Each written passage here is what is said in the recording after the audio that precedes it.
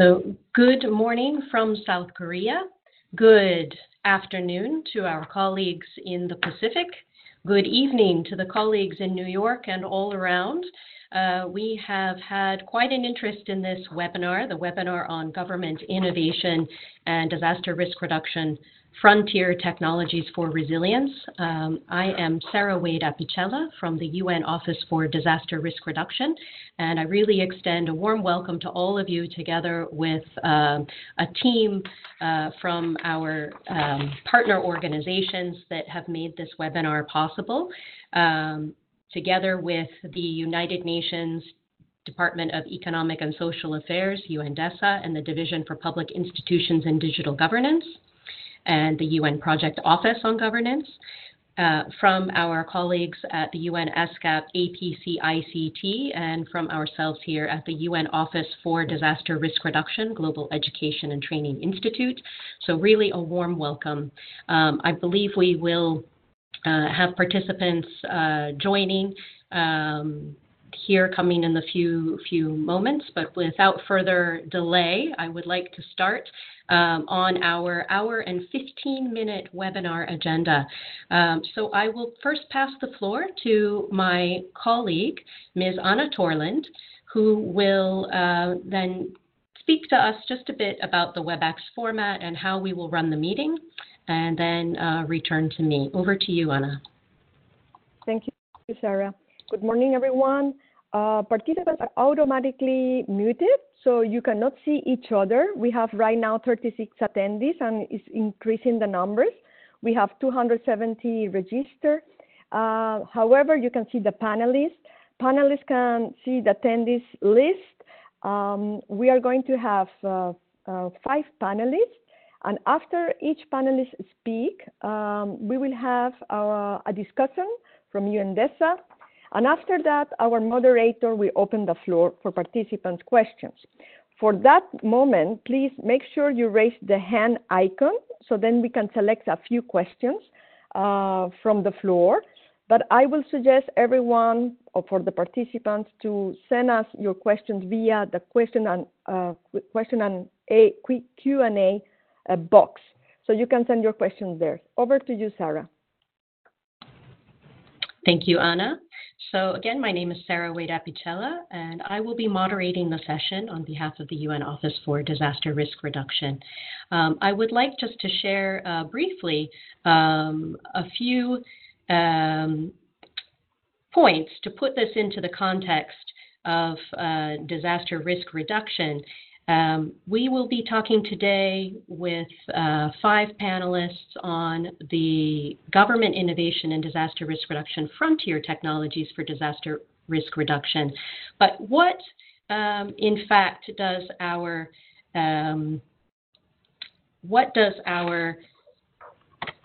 Sendai framework for disaster risk reduction tell us about the use of technology? I apologize, I'm having a bit of a technical issue, but I think you can see the slides. So the Sendai Framework for Disaster Risk Reduction, of course, is a 15-year voluntary framework that was negotiated and adopted by the UN member states in March of 2015. And its intended outcome is the substantial reduction of both disaster risk and losses. So this is a major shift in the reduction of both risk and losses in lives, livelihoods, and the health and in the economic, physical, social, cultural, and environmental assets of all persons, businesses, communities, and countries. So the Sendai framework has 4 main priorities: understanding disaster risk, strengthening disaster risk governance to manage the disaster risk, investing in disaster risk reduction for resilience, as well as enhancing disaster preparedness for effective response, and very importantly, to build back better, which requires a kind of pre-disaster recovery planning. So these 4 priorities, of course, call for engagement of all stakeholders and all of society under the lead of governments. But what does it mean for the role of technology? I just wanted to highlight a few passages that particularly speak to the engagement of others, particularly scientific and academia, as well business and society. And of course, we know innovation comes from many places, from individuals, from companies. So the Sendai and the role of technology calls to enhance the scientific and technical work and mobilize through coordination existing networks and research institutions, calls for the better alignment of science and policy. And it also calls specifically under Sendai Framework Priority 1 on understanding disaster risk to promote real-time access to reliable data using making use of the space and in situ or local information, using GIS, information and communication technology innovations, and enhancing measurement tools for collection, analysis, and dissemination. And this pertains to many of the questions that our participants had already submitted in advance of this webinar. It also calls for a means of implementation that will promote the use and expansion of thematic platforms, and particularly global technology pools and global systems to share that know-how, innovation, and research. So I think that these are important aspects to recall from our global guidance on reducing both risk and loss. And with that, I'd like to pass the floor for an opening on the rationale and topic to Mr. Chae-gun Chung, who is the head of the United Nations Department of Economic and Social Affairs Project Office on Governance in the Division for Public Institutions and Digital Government. So over to you, Mr. Chae-gun Chung. You have the floor. Thank you. Hello to all our webinar participants this morning in Korea and evening in New York.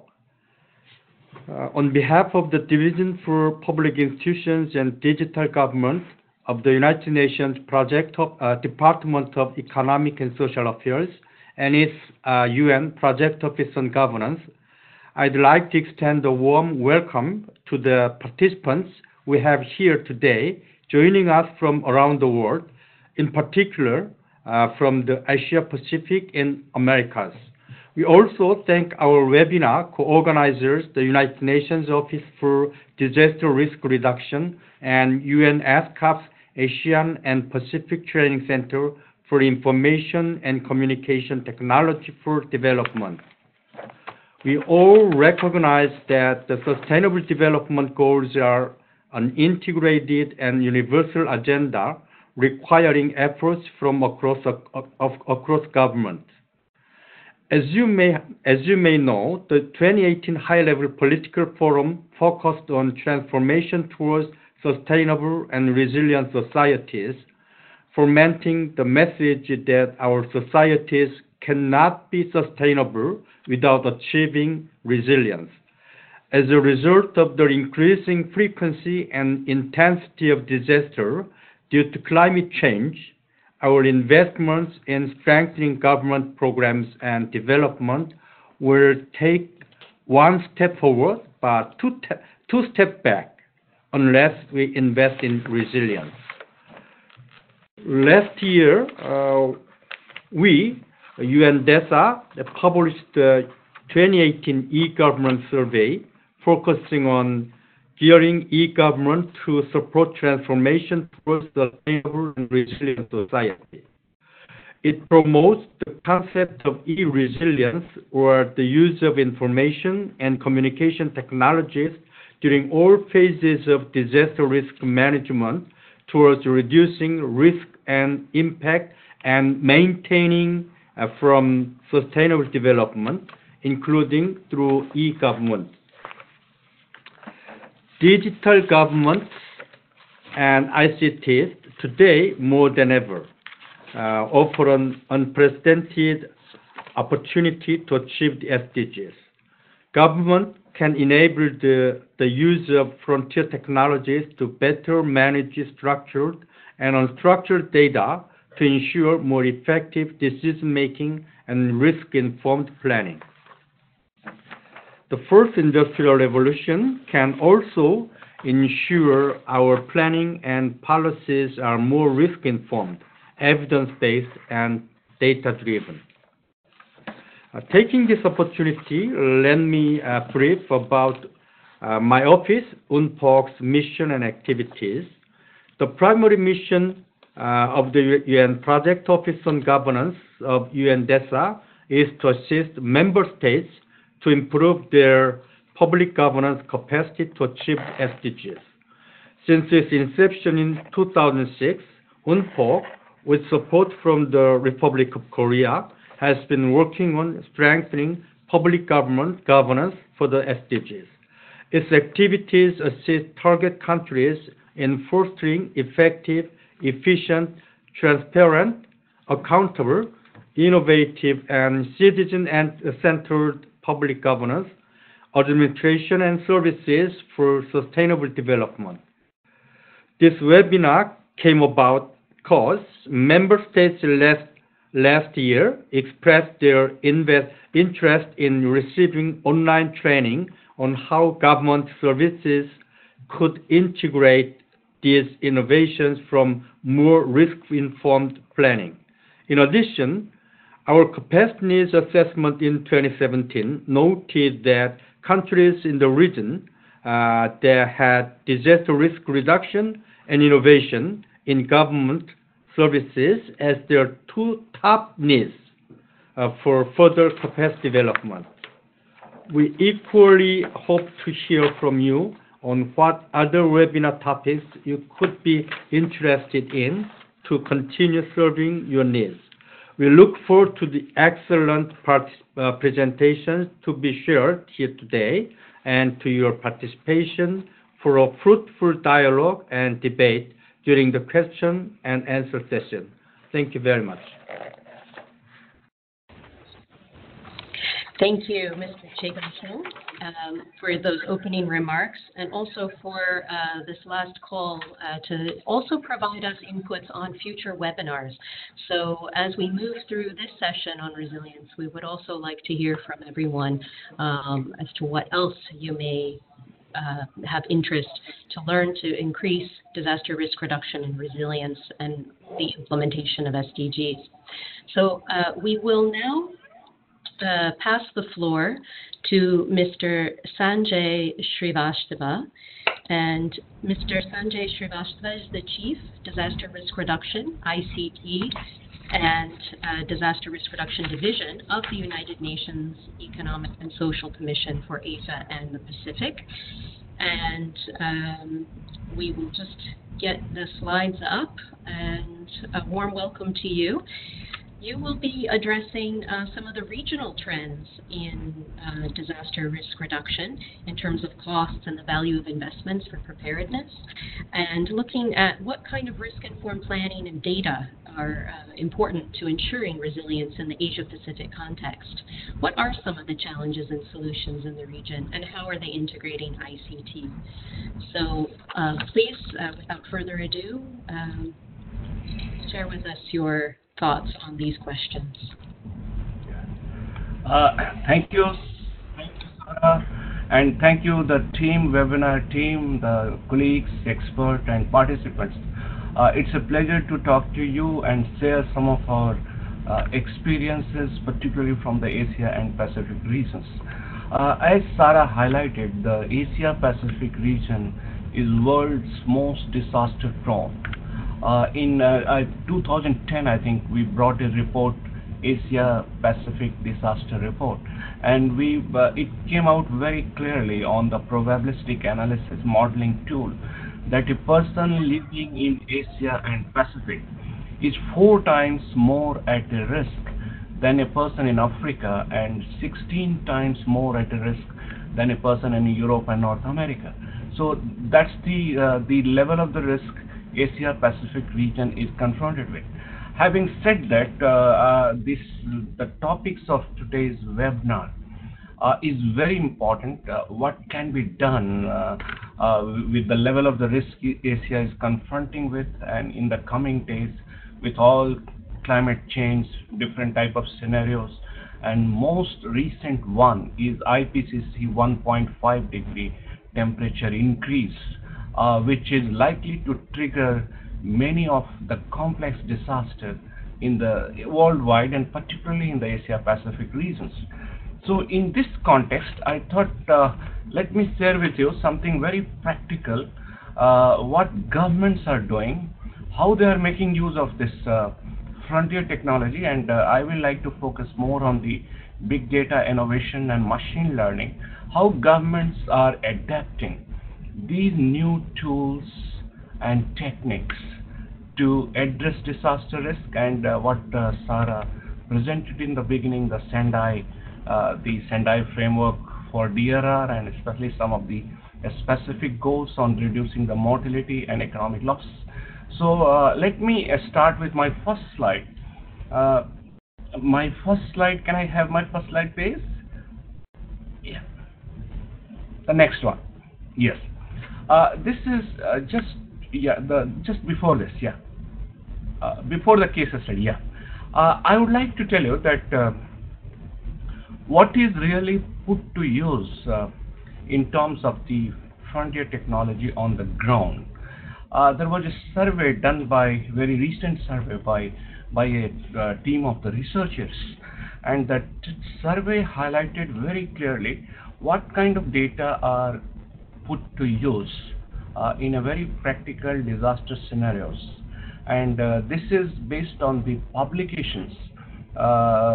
Some of the publications are the cited international journal and many from the government reports. To what extent government using big data or the data from the multiple platforms? When you look at this, the graphics, the satellite, the UAV, that is drone, sensor web and IoT, LIDAR system, simulation modeling simulations, spatial data, that is GIS, crowdsourcing, social media, mobile GPS, and call data rate.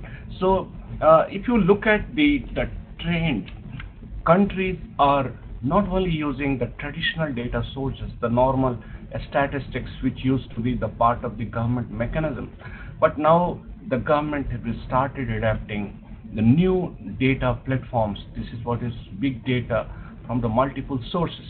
But then if you look at the trend, what is setting in from multiple disasters, whether it is earthquake, it is typhoon, floods, earthquake, drought, the data source the composition of data source may be slightly different, but ultimately these are the platforms from which countries are using the data. In this context, let me take you to the first case study to make you feel that how it works on the ground. And I'm very happy to share this case study from ISCAP WMO Typhoon Committee. We had the 51st session of the Typhoon Committee in Guangzhou in China just last month, and this is the example I would like to quote how the China handled Typhoon Mangkhut, which is a super typhoon, and that typhoon would have been much more devastating, but how it was handled with the big data and with the frontier technology. So my next slide is to show you a concept which most of the country in the regions are adopting. While they have numerical weather predictions, the normal model which most of the countries are using for, particularly in case of the typhoon, now it's coupled with the artificial AI, the big data, and together the numerical weather predictions model and artificial intelligence together make a very deadly combination, particularly for a very complex and dynamic disaster like typhoon. So data and these two combinations bring from data to value quite a bit.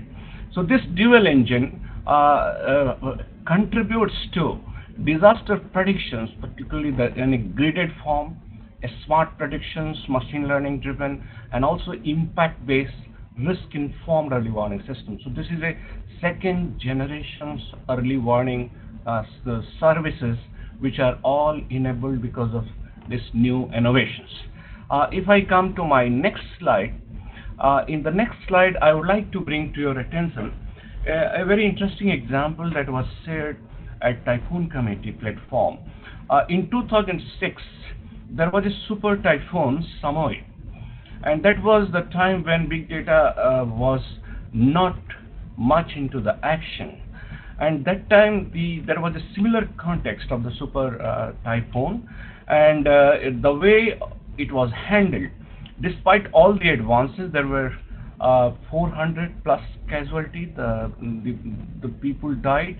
The economic losses were 19.65.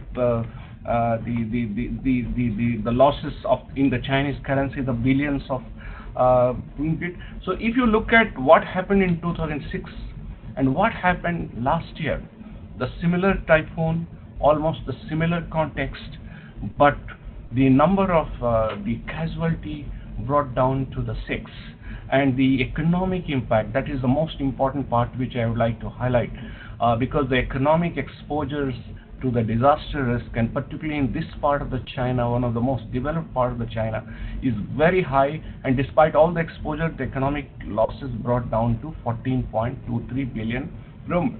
So the point I'm trying to make here is, if you look at Sendai targets, reduce the mortality risk.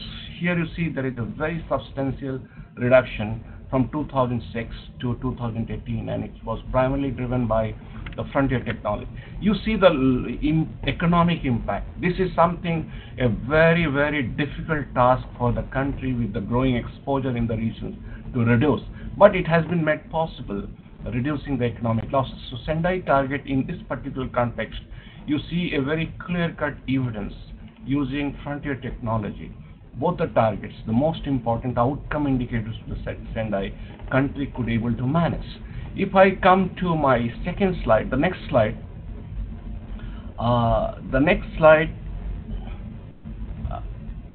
yeah, can you come to the, hi. Next slide.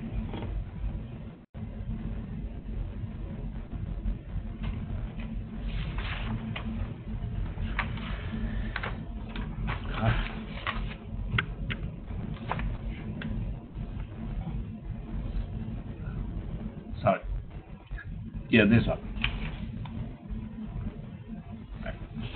So, yeah, this one. Yes, because it's a technical webinar, I thought I will tell you what has really made a difference in addressing Sendai target, particularly in this context. What has made a difference was in 2006 context, there were GEO-3 satellite, which dedicated satellite. There were multiple. There were Himawari, one of the best satellite for typhoon monitoring, but dedicated, there were 3 satellites which were put to use. In 2018, there were 8 satellites, and they were geostationary polar orbit satellite, which a state-of-the-art atmospheric sounder. It addresses not only sea, oceanic parameters, but also atmospheric parameters, all put together improved the quality of the observation of the typhoon from its source to the impact zone. Then you see the time of resolutions. In those days, 2006, that the resolution was every 30 minutes you are getting a new data points. In 2018, every 5 minutes you are getting the data points. Those days your resolution was 1.25 kilometer. Now it's a 500 meter. So you see the capability, the enhancement in the capacity, and that's the capacity of getting the big data in a true sense from the multiple platform, from the satellite, from the weather radar systems, from the ground-based observation system, from the bathymetry, all put together enhances the capacity to manage such a complex disaster, a typhoon of a super typhoon of this kind, and that's how it all made difference. So if I come to the next slide, can you move to the next slide, please? Yes. So this is what I want to bring your attention on this slide. and also remind you the Sendai target that you have just explained. You see the casualty of typhoon in China because of this dual engine, the numerical weather for predictions and big data, artificial intelligence together. It is on decline. Then you come to the economic losses. This is what I am trying to emphasize again and again. Reducing economic losses with this kind of exposure growing up is very hard task. But with all advances in the technology, there is a decline trend of the economic losses. So this is a very clear-cut example taken up by a government to address disaster, particularly Sendai targets with a frontier technology. The issue I wanted to bring to your attention, what could be, whether there is a possibility of technology transfer, whether it was China's alone achievement or there was a learning from the other countries, or what was the scope for the technology transfer. I would like to bring to your attention the specific point which I highlighted was there is a typhoon committee. It's a regional cooperation intergovernmental platform, and this typhoon committee provides government to share the know-how, share the data, share the technology, jointly take up the project, whether it is like in case of typhoon committee is Japan, China, Republic of Korea, Hong Kong, China, all countries, the Philippines, Vietnam, Thailand, all countries work in a complete partnership mode. They share the know-how from Japan to China, China to Japan, and among all of them. So what is very important to highlight, if you have a intergovernmental platform on a regional cooperation modality, such kind of complex technology, all the advances of the frontier technology, is easy to share among the countries. Can I have my next slide? The next slide, I thought I have taken the case studies from Japan with a small and medium enterprise making a great contributions with the artificial intelligence and big data analytics company. This Internet of Things, IoT, a standalone sensor augmented by GCHOM's smartphone apps, which has, I'm very happy our colleagues from ADRC, Koji-san is here. So this is a very important example which particularly in case of the earthquake. My next slide is the examples which has been working on the ground. A smartphone company. You know, in case of earthquake, the real challenge is the earthquake. That is the that's well known. But what is important to highlight, for example, if a epicenter is there in a city and you are located 30 miles away from the earthquake epicenter, the speed of the earthquake, the seismic, is 2 miles per second. So for those staying in 30 miles from the epicenter, you just get 15 seconds for early warning, for your alert, for your evacuation. For that kind of a very, very tight situation, to the second to maximum to the millimeter, what kind of big data or artificial intelligence which you can really intelligently put into the practice. So this example is the great efforts by the entrepreneurs to put in place a network of multiple seismic sensors in a high-risk areas. You see the high-risk areas are well known, the seismic risk is quite understood. So you put in a high-risk area a very dense seismological network, detects the motion close to the earthquake epicenter, and transmits a warning alert to the user further away from the user. And that is where you use smartphone apps with cloud messaging services provided by Apple, Google, and so on. So this makes a lot of difference, particularly in context like earthquake, where your lead time is to the extent of the seconds. So this is IoT provides a very almost a great opportunity to capitalize on. My next slide is, can I have my next slide, please? Yeah. My next slide is a trend analysis. What is happening? I'm happy to see some scientist audience. So the trend in a real life situation that we have captured, in Asia Pacific particularly was the big data. Of course, you saw two examples. Then it is data mining linked, and then machine learning, deep learning, all put together is making artificial intelligence work in context of the disaster management. And the biggest challenge is again the technology transfer, and that is where you bring regional cooperation or international cooperation element into the loop. So this point, I just wanted to highlight that this is an emerging trend. If I come to my next slide, the next slide, yes, the next slide, I would like to highlight the example of Google and its collaboration with the government of India for one of the poorest part of India, which is a very high flood-prone regions.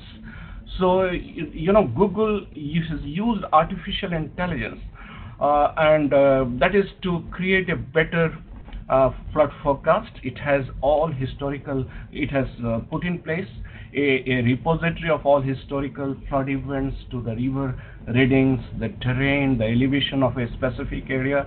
And this model generates the maps and run up to the hundreds and thousands of the simulations in each location, accurately predict not only when and where flood might occur, but also the severity of the flood. So this is a system which reaches individual that you are at the flood risk. 30 minutes from now, your house is going to be flooded. So this is a time for you to move away, to evacuate.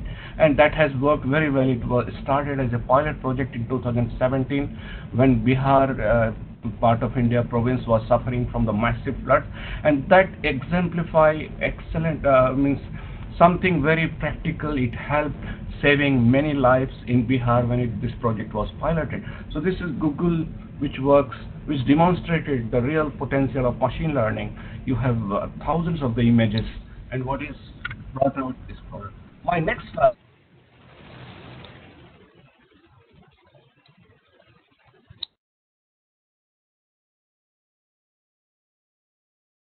From sensor to crowdsourcing to time series analysis, a structured, unvalidated data, the textural data, all the vector raster information. How will you assimilate and bring in form of a real information products and services which are actionable by the government or the community on the ground? So that continues to be the challenges. The country who have acquired capacity in this big data collection and analysis has made a big impact. Then comes to the analytics.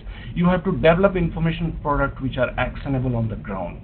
So with this, I would like to conclude my presentation, and if there are any specific questions, I will be very happy to respond to you. And thank you once again, Sarah and team, for giving this opportunity to scale. Thank you, Sanjay, and thank you for bringing such practical examples to something that is often difficult to comprehend, particularly Internet of Things, how we really use big data, and certainly artificial intelligence. So participants, we will be taking questions during the Q&A session at the end, and we'll hear from all of our panelists. So we will move forward, and I will invite Dr. David Green, who is the Program Manager for Disaster Applications from NASA in the United States, and he will be addressing also frontier technology in practice. How is NASA utilizing these technologies for resilience, and what are the precursors for ensuring maximum value and impact of these technologies? So over to you, David. I'll just be giving you presenter role, and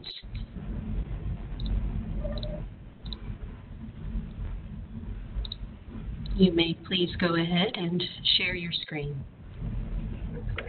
Can you see us?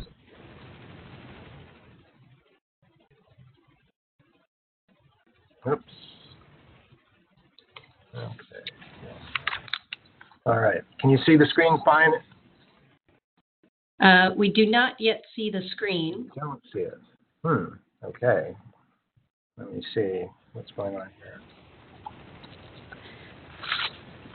So David is joining us from East Coast US, of course, so it's a fine evening to him. And it's coming up, yes. Okay. And David will bring us then through his presentation, beginning, I think, with Explore Earth. So we see the presentation. Please go ahead. Okay. Can you see in the first slide? Is that what you're seeing? Yes, please go ahead. Okay, that's interesting because I see the second slide. All right, hold on. Let's see here. All right, is that changing? Yes, Explore Earth. Yes, and now supporting Okay. resilience. Yeah. All right, so let me just, that's okay. Shrink you down a little bit here. Okay. All right, so thank you for the opportunity here. I brought along quite a bit of material. I'm going to go through some introductory material. We'll see how far we get. I am sensitive to the time, and I will try to stop at a point where there'll be opportunities to follow up later. I wanted to focus on the idea of the type of technology that's really on the frontier of seeing what the state of the world is well before events, to understand that the world is changing and dynamic all the time, and that we can prepare for resilience and think ahead of what it will take to be sustainable when and indeed the next events happen, and also the opportunities to provide the information after to build back better, to think ahead of what resilience is, to think about it at different levels of systems for society, whether they are exposed to droughts and things that may impact agriculture, or fires, or floods, or any nature of hazard. What we are really looking at now is the characteristics of the risks, and to prioritizing information to understand what it really means to be exposed, vulnerable, and having capacity to cope. Let me see, go to the next slide, maybe. If I'm lucky, what's happening here? Next, okay. So at any given time, satellites and models can see changes going on all around the world. The purpose of this slide was really to show the dynamics. In this case, hopefully you're seeing the flow of aerosols and clouds and the nature of the planet. In some cases, the spirals that are signatures of hurricanes. In other cases, volcanoes, or the different uses of land, or in fact, the Sahara dusts, which in 1 week are over Africa, but weeks later could be across the entire Caribbean. It's a very dynamic world, and our information and our technologies allow us to translate that and use it for making more informed decisions. What hopefully you see here is what you might think of with satellites, and that's a picture of our Earth on a given day, and in case some areas subject to earthquakes, others floods, but always something, unfortunately, something that's a little more interesting than perhaps we want. What's interesting when we look at the planet at night is really a different set of signatures, the signatures of where people and populations are. This starts to suggest that we can observe the sensitivities of resilience to the impacts, such as if the lights are on, if roads are flooded, if bridges are out, if ships and ports are closed. And so the idea of looking at and communicating the nature of perils, what was captured here was a front page story that really conveyed to the world the impact of the hurricanes and the changes in sea level and the inundations and flooding across Puerto Rico, where we saw all the lights were on, lives were good, things were well, but within days, lights were out, impacts were happening, and then the efforts for how resilient were certain areas, what communities were isolated, we started to see the lights come back on. And that information told us a lot about where the strengths were and the strengths aren't. We're thinking about the fact that we actually do know where a lot of the risks and exposures are. We know where there are intensive risks as defined by UNISDR and the risk assessments. There are these things called intensive risks, very severe risks. And we have said that there are communities such as those on islands, those in high mountain areas, those on coasts, those in large urban centers, and we need to think about the tools and IT and information suitable to all of those. And NASA is looking at it from an idea of really bringing the information to a community level so we can answer the question that is on here, is who is at risk and what can be done with the information to provide them better guidance. Resilience, we define as the ability to prepare for an anticipated hazard. We should not be surprised. Things change. We should be able to monitor change.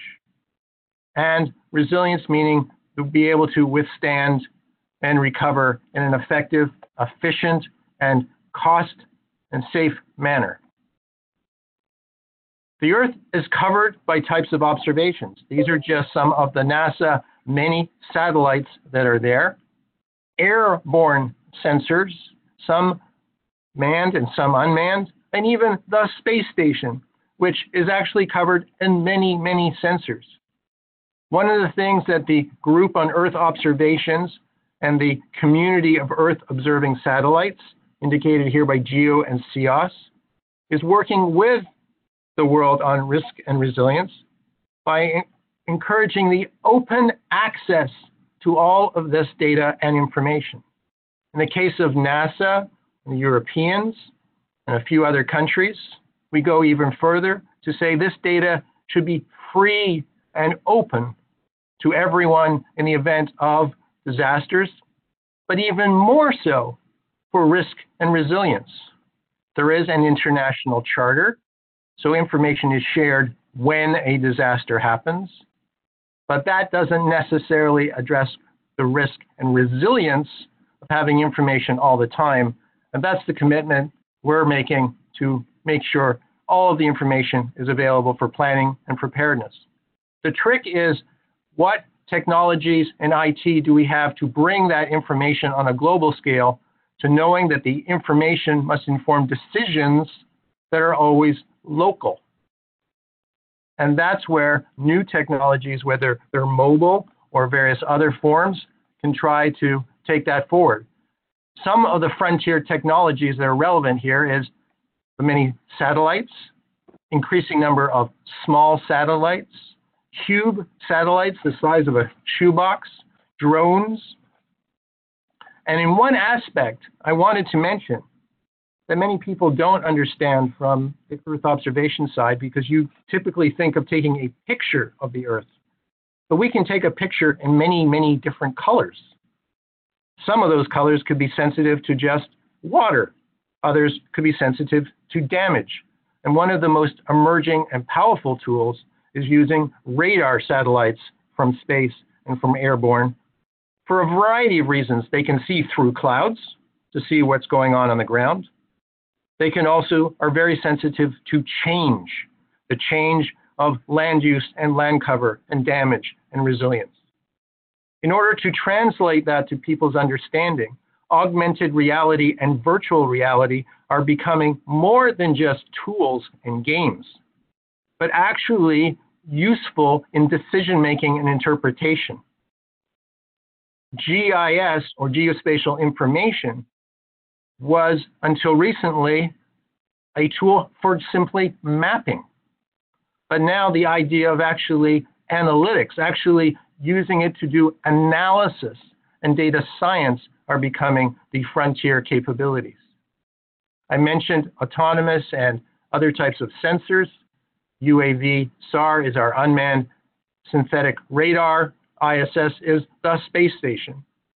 One of the other things is repurposing technologies that were designed for one use, such as the navigational GPS type systems, the geopositioning, but now a real-time global network of those is being harnessed to look at earthquakes and tsunamis and various other sites. An existing sensor capability, but harnessing IT and real-time analysis. And a systems approach is repurposing a technology for a very innovative new capability. And as you heard in the last talk, machine learning and artificial intelligence really bringing new tools to bear. One of the things about resilience that's important is not just where the disaster is happening or where the risk is worse. As I was asked today, for Mozambique, it is just as important for resilience to know where is it safe? Where are the elevations high enough not to be flooded? Where should houses and infrastructure be built so they will not be impacted? We often think about early warning of the disaster, but for resilience, we need to understand the entire system of where it is safe and where to plan and where to prepare. Here's an example of technology for that interpretation. Those colorful images on one side there, very colorful patterns that might look nice on a t-shirt or on a design on a wall, are actually resemble the changes during the Kilauea volcano that occurred last year. But to understand them, we've been using augmented reality to take that colorful 2D image and translate that into something that we can visualize in 3D and actually see in time and in space what is happening to the nature of the volcano. And in some cases, we use that information in partnership with our geospatial information, where we can say, well, here's an area where there's a fire. Why are people behaving a certain way? Why should we have planned a certain way? And what was represented here is we said, we can use geospatial analytics to see not only where the fire is, but where the people are. And that combination in time to see how to evacuate. Where are the roads and where are those symbols? So it's a combination of information and representing it in different ways. And here was an example during Hurricane Florence, where people were asking what was going on, the radar penetrating through the hurricane to see the flooding on the ground. And we had people saying, what about the communities who live on the river? What about those communities who are buried, who live within forests and nearby? Can we see them? And we used new technologies to see what was going on. And in that volcano example, people saw pictures of the screen of erupting volcanoes, but the questions were, where was the lava going? Where were the clouds of ash going? How were those communities prepared in advance, and how were they responding during it? And what was here was using our radar, not to look through a hurricane now, but looking through clouds and ash of a volcano to actually see where lava was going and where it was penetrating potentially neighborhoods or chemical factories or other areas. Some of you might have seen this picture from the space station. The space station is a tool, not just for entertainment. People looked out the window and saw one of the largest hurricanes, typhoons in many, many years. And it becomes a tool in all of our toolboxes of all that information being available. Here is an example of, again, a satellite, but not your usual picture. This is a picture of extreme rainfall from the global precipitation missions that go around the world and monitor and answer a specific question about not just where is it raining, but where is it going to be wet? Where is that water going to be? That's what people actually want to know. They don't necessarily care where it rains. They want to know, where is it really going to be wet? And if you were looking at a hurricane or a typhoon, this was an example of the storms coming in and causing eye of the storm right over Barbuda, which ended up being devastated. But we could see those tracks. We could see the different types of image. And by looking, instead of just the picture of the hurricane, but the information on the nature, the severity of it by the amount of rain and the amount of winds. And this was an example of using the GPS networks around the world, particularly around and throughout the Pacific and the Caribbean and other areas, to be used for tsunami early warnings and going to different centers where traditionally we had relied on seismometers and other gauges, but now using new sensors. If I have a few minutes, I just wanted to talk about the cyclone that hit Mozambique the last few days, just to give you an idea of what we're doing with the GIS and GPS. David, if I may interrupt, yeah. I ask you just to make a brief comment, and then we can move on. I think we'll have also questions related at the end. Go ahead. Just to wrap up, please.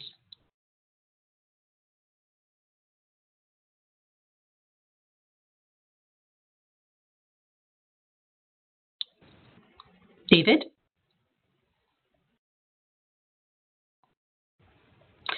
David? Okay, so I apologize for the brief interruption now near the end, and of course, as we are looking at the use of the satellite imagery, not only for early warning, but now as a detection post-disaster, and certainly the main point that David brought us was really on resilience, needing to understand the entire system, and now really being able to harness these technologies, the sensitivity of satellites, the usefulness in decision making, GIS for analytics, and how this will apply. And I think there will be a lot to learn from the Mozambique case that I may ask David to share with us in the question and answer. So I will then take the opportunity to thank David for the presentation. I'm sorry we couldn't just now hear you again on the wrap up. So I will be passing the floor then to Ms. Derval Usher. And Derval is the head of the Office for the Pulse Lab, Jakarta. It's a data innovation lab which harnesses the power of new digital data sources and real-time analytics for development and humanitarian action. The lab is based in Jakarta, and I will be just now passing the floor over. So over to you, Derval. Thank you. Thank you. Can you all hear me? Hear you loud and clear. Great. I'm just waiting for my slides to upload. Thank you very much to the organizers for inviting us here this morning. And good morning to everybody from Jakarta. So when you can see my screen, we can get going. But I'm here to talk to you a little bit about the work that we're doing here in Pulse Lab Jakarta, which is a special innovation initiative of the Secretary General, the UN Secretary General. We have 3 labs around the world. We have one in New York, we have one in Kampala, Uganda, and we have one based here in Jakarta, Indonesia, which focuses on Asia and the Pacific. Am I in control of my own slides, or is somebody in control? And if somebody else is in control, can you please move to the next slide? Yeah, I think you are sharing your own screen. I don't think so. I'm not able to move it. Okay, can you right click? Yeah. Okay, there we go. Is that the next one? No.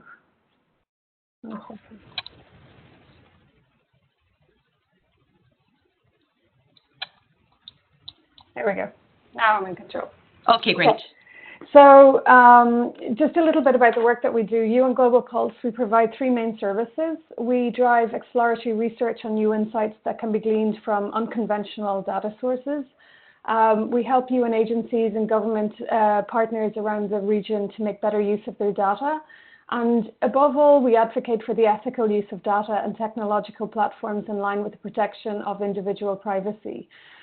So we really feel that given the advent of frontier technologies, given the emphasis that everybody is putting on machine learning, artificial intelligence, and so forth, we also need to be putting equal attention on the ethical use and the responsible use of all of these new technologies as well. So essentially what it breaks down to is that we're looking at people's human behavior. At the one hand, we're looking at what people say, and that could be from what people are talking about on social media, how they're speaking maybe in chat shows, on the radio, and also what people do. So how they use their mobile phone, what kind of utility usage do they have? For example, if we look at people's electricity usage, postal data is a very interesting proxy for trade, for example. Transportation data, how are people moving around? On and offline retail data and remote sensing, all very interesting to look at human behavior, and very interested in what David was saying before me and how the world is changing and it's dynamic all of the time. I think we're definitely seeing that in the world, and that it is so dynamic. People's human behavior is changing, and we need to adapt our solutions accordingly. So just to give you a couple of examples of some of the work that we do, and I mean, I think this is quite important to share because we had a lot of questions before the webinar on, what are the low-cost ways to use technology? What are the low-cost platforms for countries that may not necessarily have access to very high-tech solutions. So Vampire, as we call it, Vampire is actually a vulnerability assessment monitoring platform for the impact of regional events. And what Vampire is actually doing is it's monitoring drought and floods. In this particular example is in Indonesia. And how it came about, in 2015, El Nino caused severe drought across Indonesia, which resulted in a lot of crop failures and increased food prices. And so prior to Vampire, information on drought and food security in general was anecdotal, or it was reported manually at the district level, or collected through field assessments with reports available months after the drought onset. And of course, even though drought is a slow onset disaster, having something available months after the onset is not quick enough. So we built Vampire, which is a decision-making tool for determining where, who, and how badly people and crops are affected by drought. So what Vampire is actually doing, it's fusing socioeconomic data with automatically generated information from satellite imagery, and that identifies priority areas for the governments to more effectively target their response and to mitigate risk. So what we're now doing is cutting the manual processes from weeks to hours, and answering the two most fundamental questions. So what's the extent of the drought, and what's the impact of the drought on the most vulnerable? So this particular system is now operational in the President of Indonesia's Situation Room, and it's also being used in Sri Lanka. Now, I know there's several other countries that have requested such a system. I'll go on to my next slide. HazeGazer then is another platform which fuses multiple data sources. And basically what HazeGazer is doing, it's fusing, again, satellite imagery together with this citizen-generated data through crowdsourcing, for example. So again, going back to a lot of the examples that Sanjay gave in a previous example. A lot of people across the Asia-Pacific region are actively putting out information on social media through mobile phones, through YouTube, Twitter, Facebook, etc. And if we can glean those insights in a very responsible manner, so publicly available social media posts, harnessing the information and information coming from the ground with satellite imagery, for example, it gives government very real-time and accurate information on what's happening at the local level. This particular platform, and again, I go back to what David said on repurposing platforms, and I think this is a very interesting manner when you talk about low-cost applications. How can you repurpose platforms so that they're useful in different contexts? So the HazeGazer platform that I presented in the last slide was actually repurposed to become a cyclone monitoring system for the Pacific Islands. So the Pacific Islands tend to be affected a lot, unfortunately, by cyclones. And so what we wanted to do was help monitor the action before, during, and after a cyclone. So by using or combining the wind trajectory, again, openly available wind trajectory, with insights from social media on how people were preparing, how they were being impacted, so that the government could better direct their response. And this becomes a very important tool for the governments in that particular region. More recently, we have repurposed that particular system yet again and created DisasterMon. So the disaster monitoring tool, as we're calling it, is a big data analytics and visualization tool that we have developed here that provides critical and timely insights for the response and management of natural disasters. So it includes earthquakes, cyclones, hurricanes, and floods in Indonesia and countries across the Pacific region.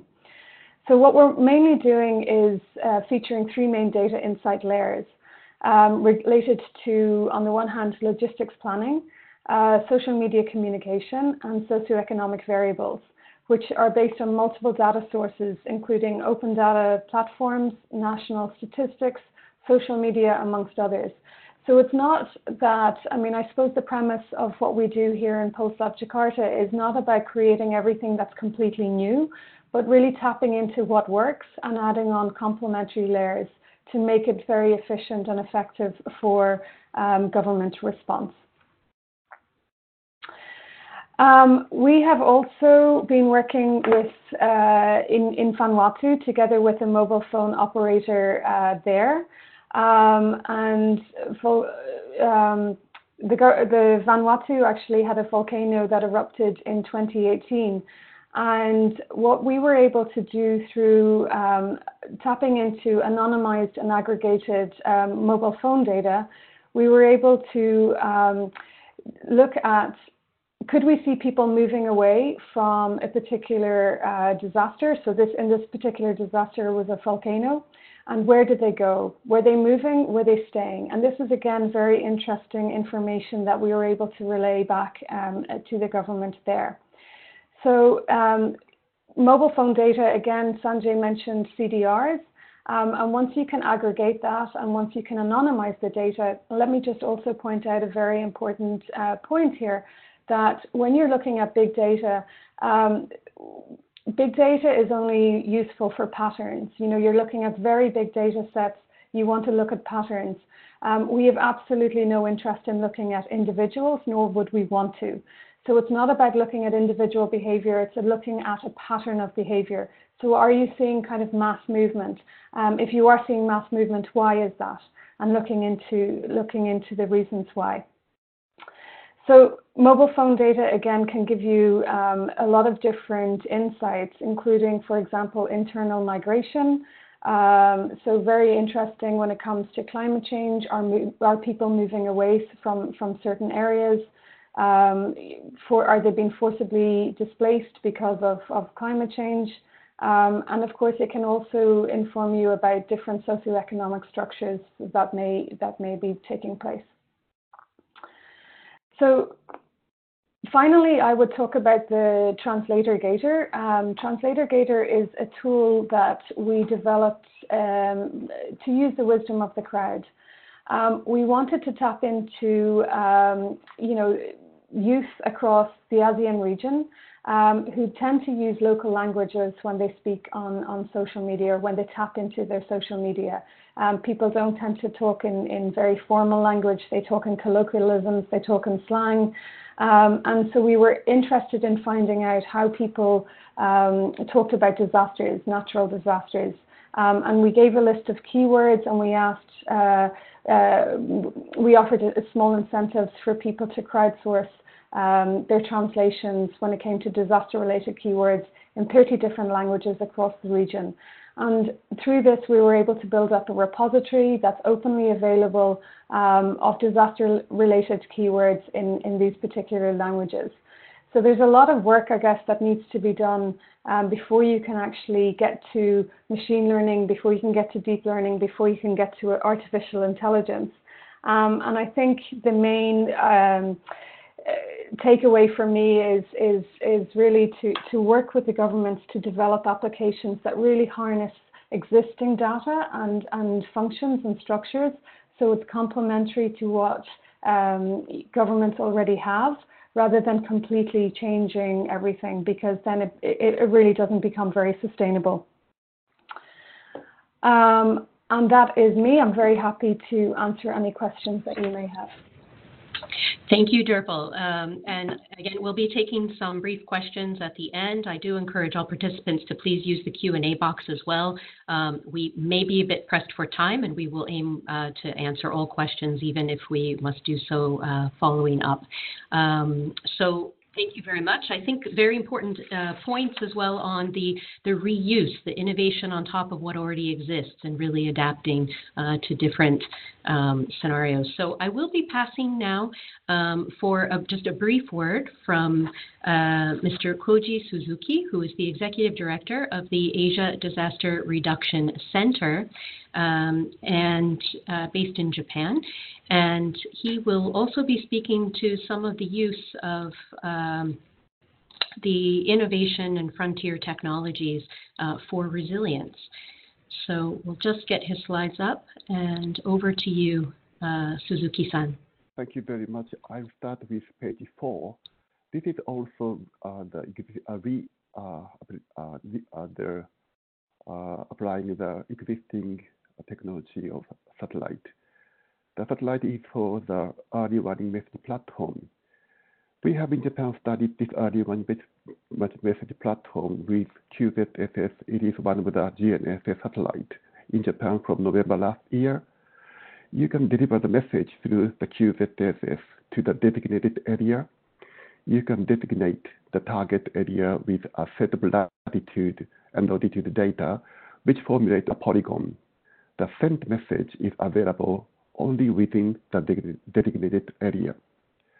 With a QZSS signal receiver, you can receive the early warning message directly through QZSS.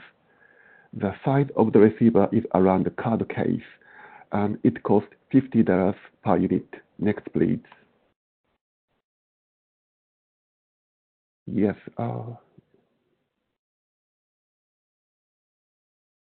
Next one. Page 5. I think next one. Next.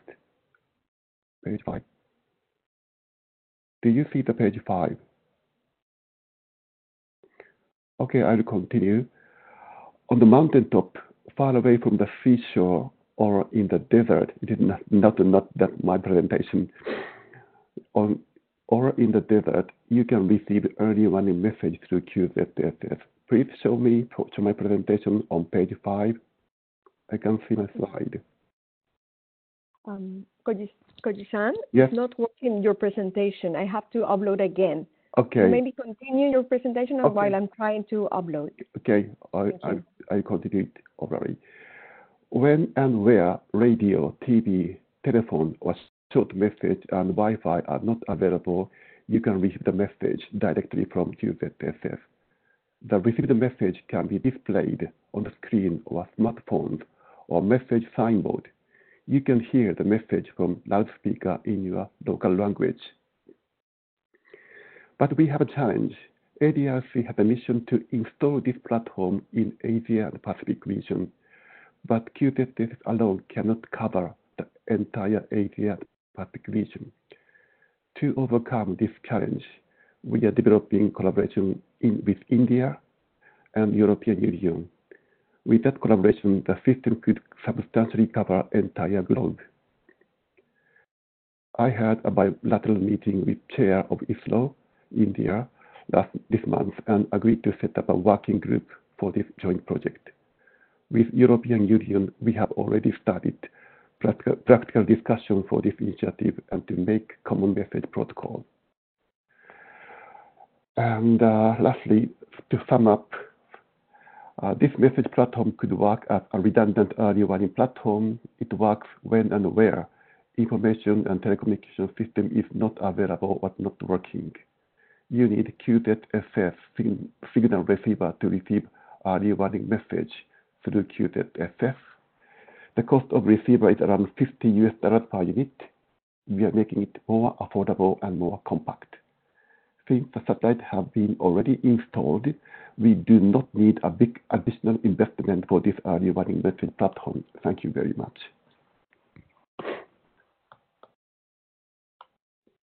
Thank you, Suzuki-san. I apologize that we had a difficulty with the slides, but I think we heard from your presentation and the description that the QZSS early warning messaging system is precisely about making the messaging and the technology to do it more and more affordable, which means really reaching to those that need to benefit most from those applications, those that may otherwise have cost prohibitive challenge. So I would now, we're a bit off of our time, but I think we have several active attendees also with some questions and comments, and we would like to invite very briefly some comments from Mr. Jonas Rabinovich, who is the Senior Interregional Advisor for the United Nations DASA office, and he has over 25 years experience looking as well at innovations and technology. So Mr. Rabinovich, I'd like to invite your comments. Thank you, Sarah. Can you hear me well? Yes, we can. Go ahead, please. Thank you. Thank you very much. Well, I think we've had, in a very short period of time, a fascinating display of what technology can do to enhance resilience and to work for disaster reduction. There is no question that the technology is there. The first point I would like to make is that if I'm from a least developed country, if I am from a Pacific island, if I am in Africa, in sub-Saharan Africa, I would be wondering how those achievements were built over time and what are the lessons learned and how can we benefit from those lessons.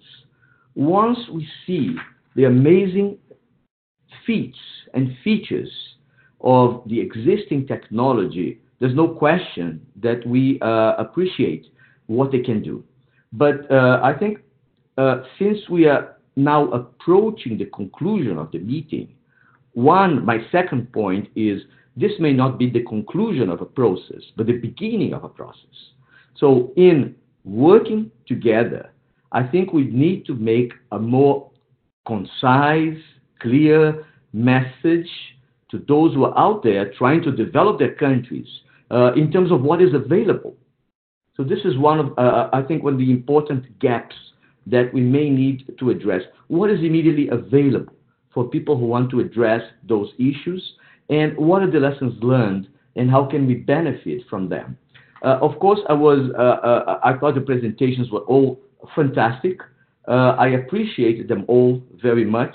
I would like to recall the words of Ambassador Chung of UNPOC, who opened the meeting, saying that this webinar came about because UN member states expressed their interest in receiving online training on how government services could integrate innovations for more risk-informed planning. So we would like to embark in this process together with you, Sarah, with on all agencies, with ASCAP, etc., to perhaps make these messages more immediately available to our colleagues in the field. Ambassador Chung also mentioned that there are the capacity needs assessment in 2017 noted that countries in Asia and the Pacific have disaster risk reduction and innovation in government services as the two top priorities. So together, I also propose that we work on that because there is a clear demand for that.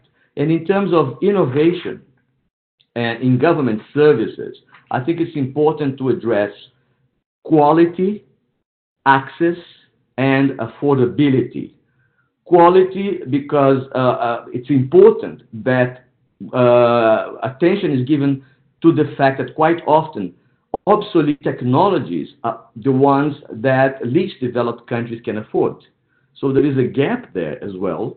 It's a challenge for us to address that. The question of access, what is the price tag? What potential resources are out there that could be immediately tapped? How do least developed countries get started? How do we bridge the gap to leave no one behind?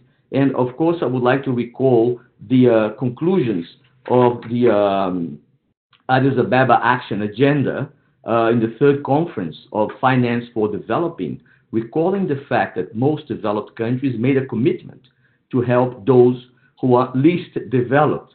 So I propose that we play a role by gathering all the fantastic potential that we saw here today, and perhaps a little bit of knowledge management, and make it immediately available so that we can benefit more and more people in all the countries who are now watching us.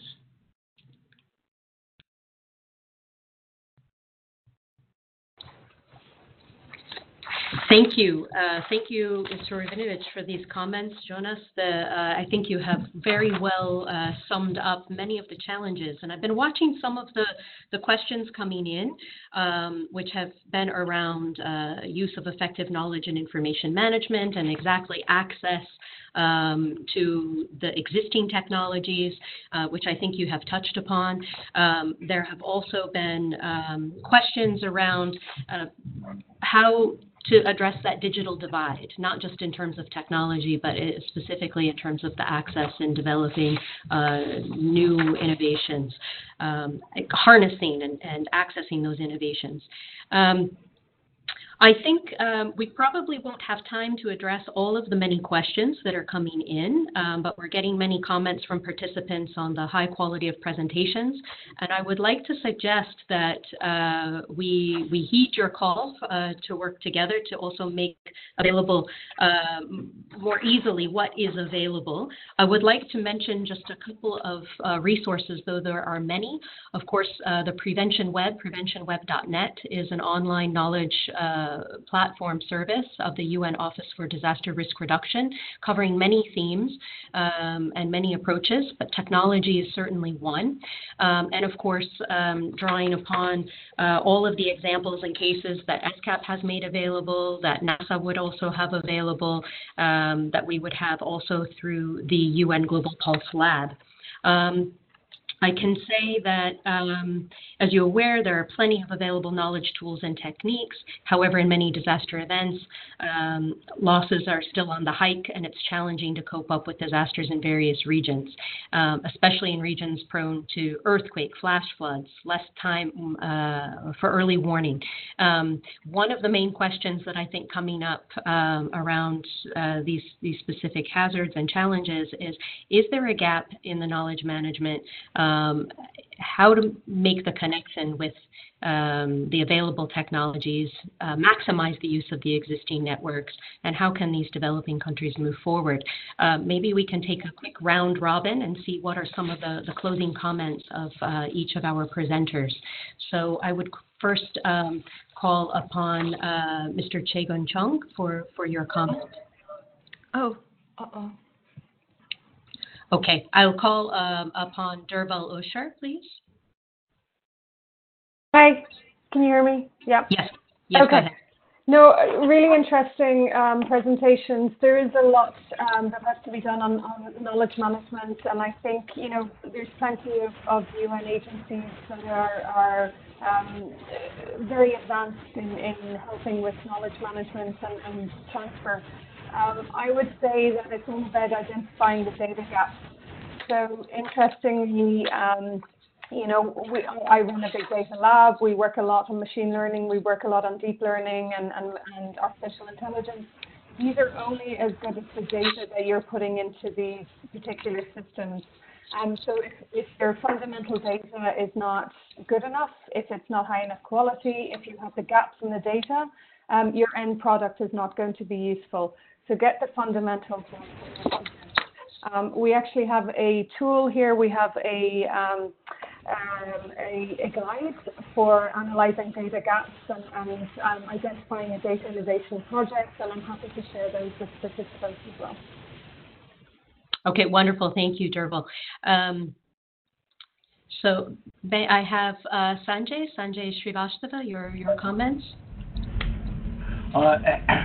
I'm very happy my colleague Doval has already mentioned the fundamental issues. The fundamental issue is you should keep your fundamentals strong. And our experience is that you build some kind of a regional operation platform on a what we call on a multi-hazard approach. For example, we have built a platform on typhoon, and I must tell you, we celebrated last year the 50 years of Typhoon Committee. It has helped bridging the data gaps. Means suppose there is a satellite Himawari from Japan, the data is available to all the countries free of the cost with the mechanism that is compatible in the country context. Suppose if we have a similar mechanism for floods, the transboundary floods, if we have similar mechanism for you know, this similar mechanism for tsunami, UNESCO type of mechanism.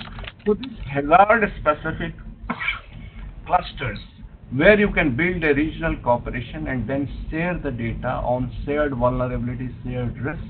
I think this is something which we have seen works on the ground in terms of filling in the data gaps.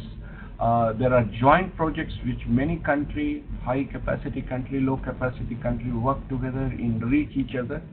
So the key to address the fundamental issue is the cooperation, to learn from each other, and especially to build a intergovernmental platform where the data is not just to make some kind of academic research, but it is basically to be strengthen the capacity of your early warning system or disaster management community. So I hope I have able to answer some of the queries. Thank you. Yes, so building a multi-hazard approach is certainly very critical, and particularly to achieving the Sendai framework targets that all of you have addressed in your presentations, and certainly through regional and international cooperation. So building upon, one of the central things I think we're hearing is building upon existing platforms, building upon existing mechanisms, and also strengthening those existing ones, and of course building upon the fundamentals of the data. So I would like to invite again a last word from Jonas Ravinovich, please. Well, I think I should also highlight from what I heard the importance of data for more risk-informed, evidence-based, and data-driven policy making. I think this from now on should be included in policy making in general, and it becomes also very clear that technology is important. But it's not just an issue of technology. We are dealing with social, economic, and political strategies that should be combined so that they create an enabling environment for technology to be used. And I think we are all on the same page when we say there is a momentum for us to work together and gather all this knowledge and all this information in a way that can be more easily digestible to countries that are willing to use and embark in the gradual application of all the options that are out there. And of course, we have many lessons learned, but the challenge is perhaps to make them available and immediately usable. So it's an issue of keeping the momentum and I would say working together to start and continue a process. That would be my suggestion concerning follow-up. Okay, thank you for those final words, Jonas. So we have exceeded our already extended time. I really just want to appreciate all of you for participating, all of the many participants that hailed from all around the globe, to all of our panelists on the webinar on government innovation and disaster risk reduction, frontier technologies for resilience. We will be making the recording and the slides available at the soonest, and we'll certainly disseminate any other questions that may have been outstanding to our esteemed panelists for follow-up. So thank you all again. This is just the beginning. As many of the speakers said, this is not the end, but a first, and we do invite your recommendations for future webinars and how we can improve these series. So thank you all very much. Have a good night, have a good day, have a good afternoon.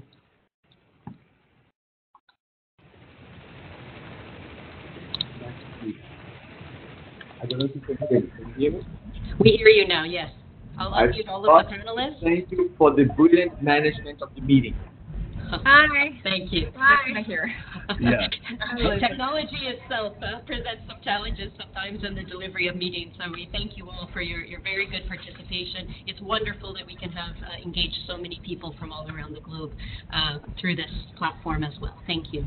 Thank you. Thank you, Sarah. Thank you.